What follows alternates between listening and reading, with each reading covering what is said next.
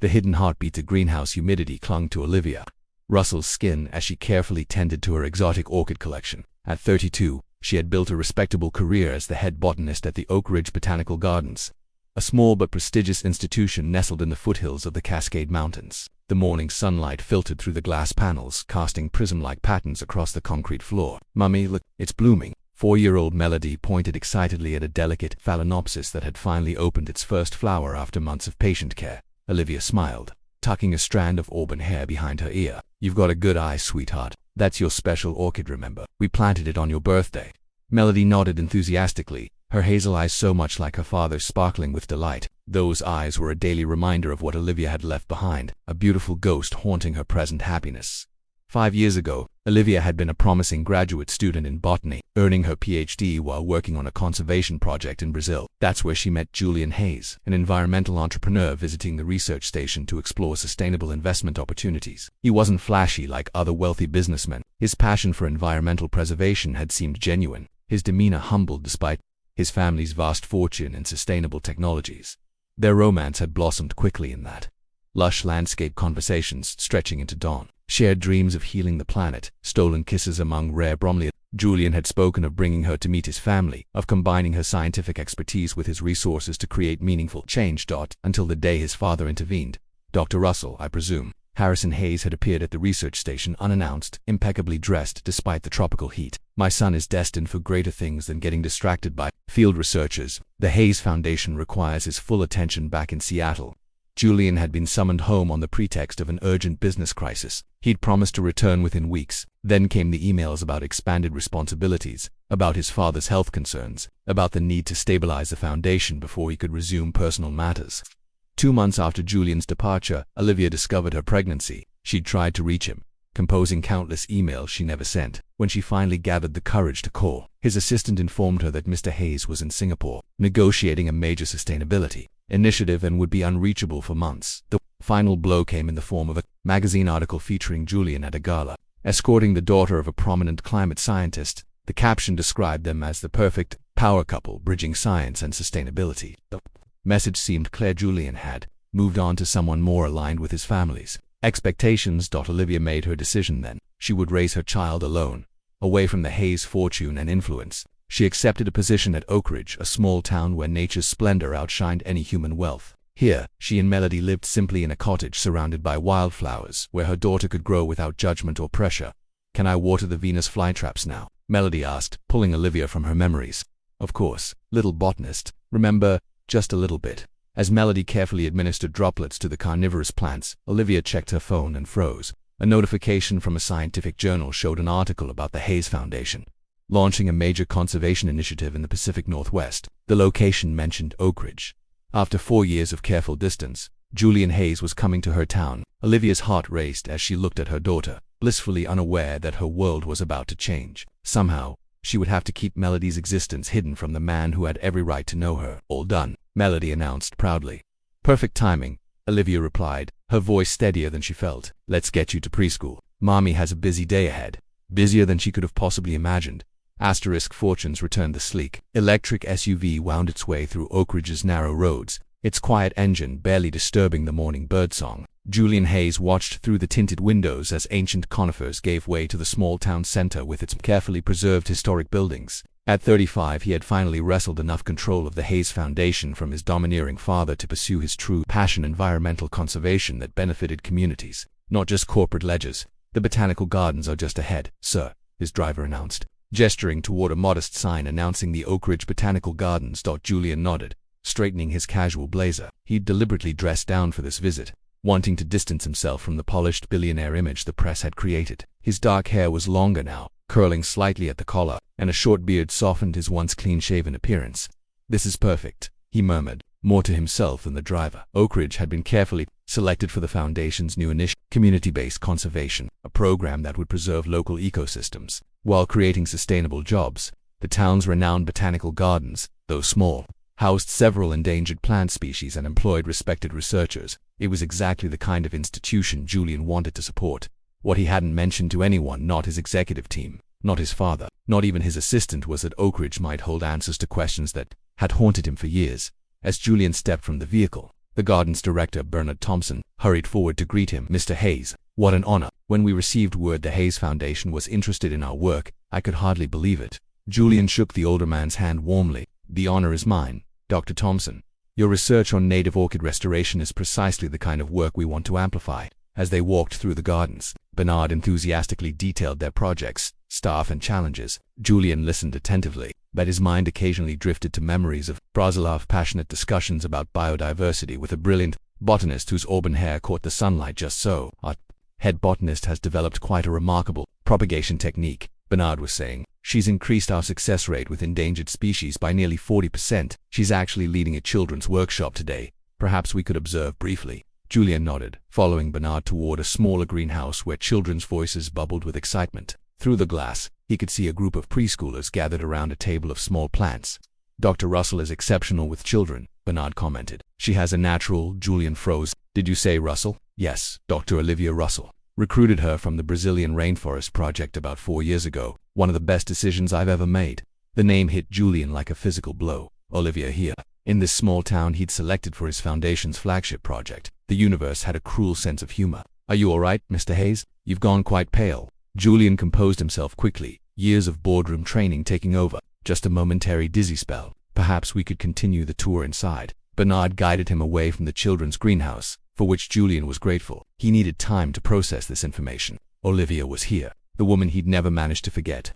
Despite his father's orchestrated separation and the parade of suitable partners, pushed his way out in his downtown hotel that evening, Julian stared at his laptop screen, a social media search page open but untouched. What right did he have to intrude on her life now? His father's manipulation had driven them apart. Yes, but Julian had allowed it to happen. He'd prioritized the foundation, believing he could return to Olivia once he had enough power to withstand his father's disapproval by the time he'd gained that independence. Months had turned to years. His attempts to find her had led nowhere. She'd left Brazil, and colleagues there weren't forthcoming about her destination. Eventually he'd convinced himself she must have moved on, just as everyone around him insisted he should. Now fate had placed her directly in his path again. A knock at his door interrupted his thoughts. His project manager entered with a stack of files. The community event schedule, sir. We've added the Botanical Gardens Spring Festival next Saturday. Director Thompson was quite insistent that the Hayes Foundation have a presence. Julian took the schedule, his eyes immediately finding the entry. Children's Planting Workshop led by Dr. Olivia Russell. Confirm our attendance, Julian said quietly. I'll be there personally. As his manager left, Julian turned to the window overlooking the small town. Somewhere out there was Olivia, living a life he knew nothing about. Had she thought of him these past years? Had she forgiven him? Or would seeing him again only reopen old wounds? Saturday would bring answers, whether he was ready for them or not. Julian closed his laptop. Decision made. He would approach the reunion with honesty, no pretense, no expectations. Just the truth of how thoroughly he had regretted letting her go. Outside, the first stars appeared in the darkening sky, pinpricks of light in the vast unknown. Julian watched them emerge, remembering how he and Olivia had once named constellations in the Brazilian night sky, inventing stories for each one. He wondered if she still looked up at night and remembered too. Asterisk recognition. The spring festival transformed the botanical gardens into a wonderland of color and activity. Children raced between exhibits while parents chatted near refreshment tables. Volunteers in green aprons directed visitors to various workshops scattered throughout the grounds. Olivia checked her watch nervously. Her planting workshop would begin in 20 minutes, and she still needed to arrange the final materials. She'd spent the morning in a state of high alert, scanning each new group of visitors for a familiar face. Dr. Russell, a volunteer, approached. The Hayes Foundation representatives have arrived. Director Thompson asked if you could join the welcoming committee. Olivia's stomach tightened. I'm sorry, I need to prepare for my workshop. Please send my regrets. The volunteer nodded and hurried away. Olivia exhaled slowly, trying to steady her nerves. She'd managed to avoid the Foundation's advance team all week through careful scheduling and delegated meetings, but a festival spanning the entire gardens offered far fewer places to hide. Mummy, look what I made. Melody rushed toward her, holding a paper butterfly created at the craft station. Her face was flushed with excitement, eyes bright beneath her unruly dark curls. It's beautiful, sweetheart. Olivia knelt to admire the creation. Are you having fun with Ms. Patricia's group? Melody nodded enthusiastically. We're going to see the butterflies in the tropical house next. Patricia, a garden volunteer who often helped with Melody, approached with a smile. She's been an absolute delight. We'll bring her to your workshop after the butterfly exhibit. Perfect. Olivia kissed Melody's forehead. Be good for Ms. Patricia. Okay. As her daughter skipped away, Olivia hurried to the children's greenhouse. Inside, she arranged small pots, child-sized trowels, and trays of seedlings on low tables. The familiar routine calmed her somewhat. Perhaps Julian would remain with the administrative staff, touring the research facilities rather than attending a children's event. Across the gardens, Julian listened politely as Bernard Thompson introduced various board members. His attention, however, kept drifting toward the program in his hand, specifically the time and location of Olivia's workshop. The children's activities are quite popular, Bernard noted, following Julian's gaze. Dr. Russell has a remarkable way with young participants. Her own daughter is quite the budding botanist already. Julian's head snapped up. Daughter? Yes, charming little girl. About 4, I believe, intelligent beyond her years, clearly takes after her mother. For years, the timing sent a jolt through Julian's system. Could it be possible? He needed to see for himself. I'd like to observe the children's workshop, Julian stated, his tone brooking no argument. Educational outreach is central to our initiative. Bernard beamed. Excellent. It begins in 10 minutes. Shall we? Julian followed Bernard through the gardens, his mind racing. He told himself not to jump to conclusions. Many women had children. The timing could be coincidental, yet something deep in his core wouldn't dismiss the possibility. At the tropical butterfly house, Melody pressed her nose against the glass enclosure, entranced by the iridescent blue morpher that had landed nearby. It's the same color as the pictures in your mummy's office, Patricia observed. From when she lived in the jungle, Melody nodded sagely. Before I was born. Mommy says that's where she learned about all the plants. That's right, Patricia smiled. Your mummy is very smart. And pretty, Melody added. My daddy thought so too. Patricia's eyebrows rose. Your daddy? Melody shrugged. I don't have one now, but Mummy said he thought she was smart and pretty. She has a picture in her special box. The butterfly fluttered away, and Melody's attention shifted. Can we go to Mummy's class now? The children's greenhouse was filling with excited participants when Julian entered with Bernard. He scanned the room, and then he saw her Olivia demonstrating how to gently remove a seedling from its tray. Her auburn hair was shorter now, falling just past her shoulders, but everything else her focused expression, the graceful movement of her hands was achingly familiar. Julian hung back, watching as she patiently assisted a young boy with his planting. When she smiled at the child's success, Julian felt the years between them momentarily dissolve. Then the greenhouse door opened again, and a small group of children entered with their guide. Among them was a little girl with dark curls who broke from the group immediately. Mummy, I saw a blue butterfly, she called, running toward Olivia. Julian felt the air leave his lungs. The child's profile as she turned, the distinctive arch of her eyebrows, the shape of her nose mirrored his own. But it was her eyes that removed all doubt. Hazel with flecks of gold, exactly like the ones he saw in the mirror every morning. Olivia looked up at her daughter's call, her smile freezing as she caught sight of Julian. Their eyes locked across the greenhouse, a universe of unspoken words passing between them in that instant. The little girl tugged at her mother's sleeve. Mummy, who's that man looking at us? Olivia's protective arm circled her daughter's shoulders. An old friend, she managed to say, from long ago. Julian stepped forward slowly, as if approaching a rare and easily startled creature. Olivia, he said softly, her name both a statement and a question.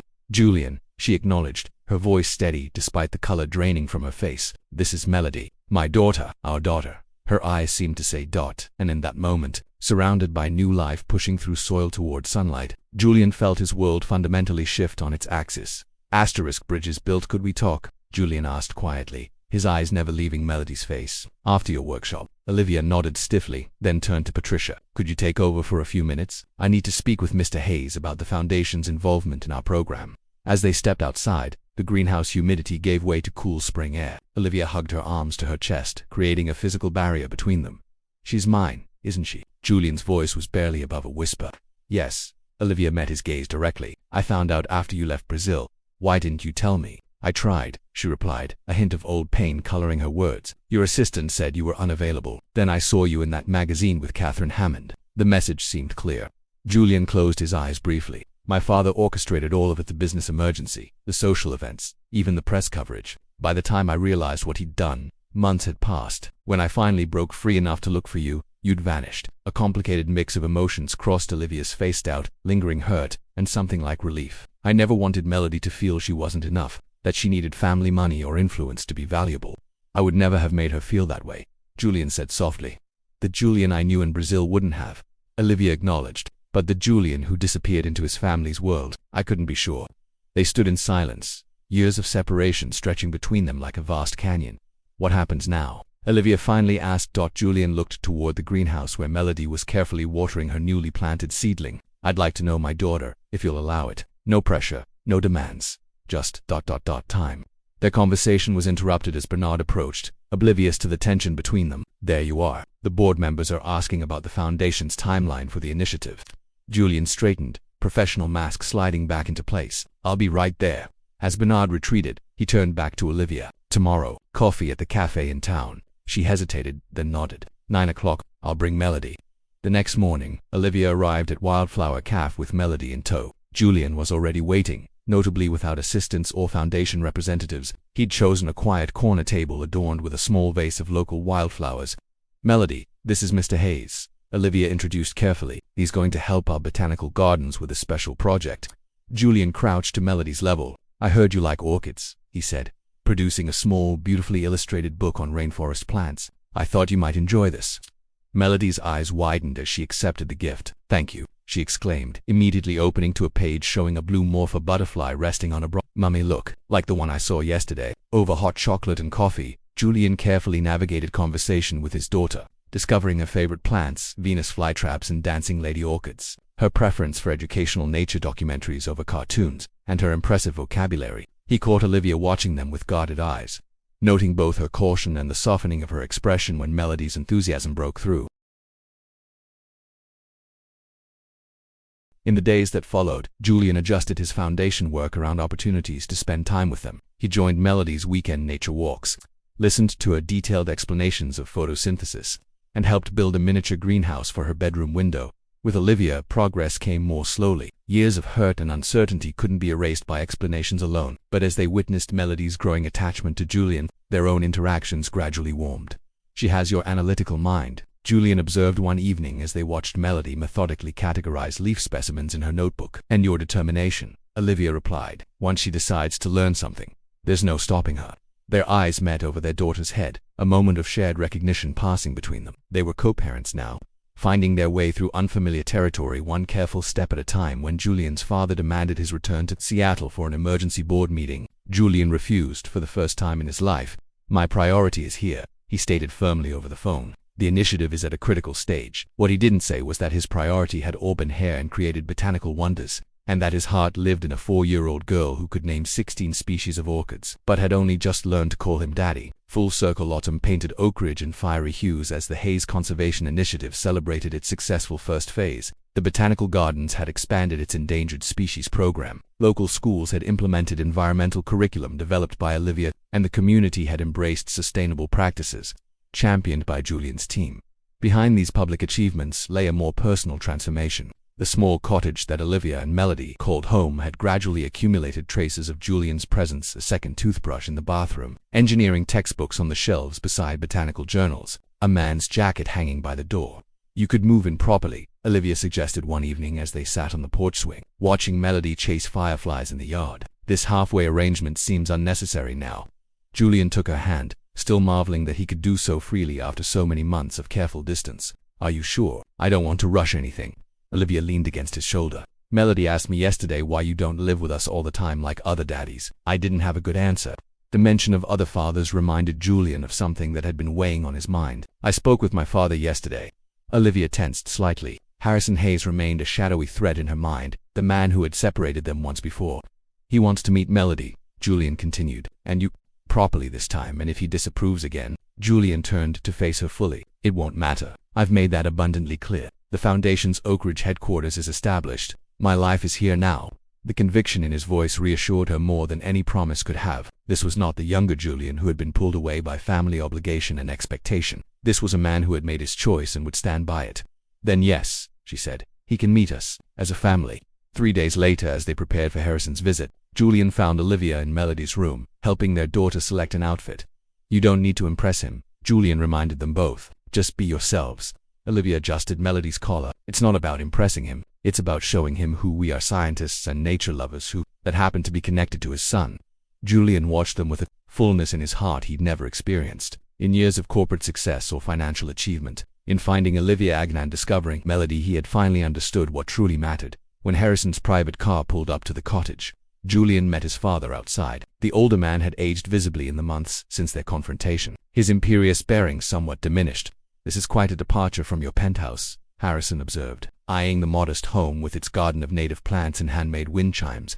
It's where I belong, Julian replied simply. Inside, Harrison was visibly taken aback by his granddaughter's confident handshake and articulate introduction. When Melody proudly showed him her collection of plant specimens, explaining each with scientific precision, the older man's expression shifted from polite interest to genuine admiration.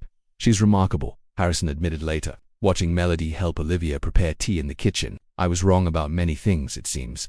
Julian nodded, accepting both the compliment to his daughter and the closest thing to an apology his father would likely offer. "We're building something important here, Father. Not just the conservation work, but this family. I won't let anything threaten that again." Harrison studied his son thoughtfully. "I've never seen you so centered. Perhaps I've been measuring success by the wrong metrics all along." Later that night, after Harrison had returned to his hotel and Melody was asleep, Julian found Olivia in the garden, stargazing. "That went better than expected," she mused as he joined her. "Though I'm not convinced he's entirely reformed." Julian laughed softly. "He's still Harrison Hayes, but he respects you, and he's clearly enchanted by Melody. It's more than I hoped for." Olivia turned to face him, moonlight silvering her features. "When you first came back to Oak Ridge, I was terrified you'd disrupt everything I'd built. I never imagined you'd complete it instead." Julian drew her close, breathing in the faint scent of greenhouse orchids that always clung to her hair. "We lost 4 years," he murmured against her temple. "I don't intend to waste another minute."